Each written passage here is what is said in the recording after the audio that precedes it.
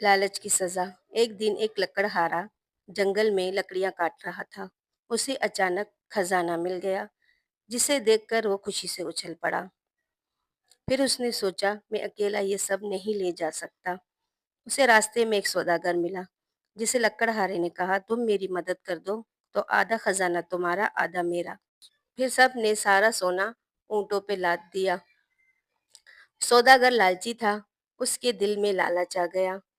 پھر وہ سوچنے لگا اور اپنے ساتھیوں سے کہا کیوں نہ لکڑہارے کو مار کر بھگایا جائے۔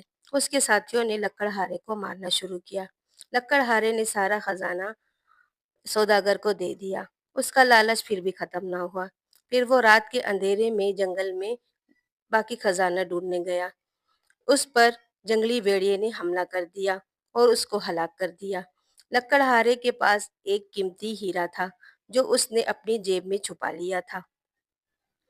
اس سے ہمیں سبق ملتا ہے جو جتنا بانٹتا ہے اتنا خوش رہتا ہے اور جو لالچ کرتا ہے وہ ہمیشہ نقصان اٹھاتا ہے۔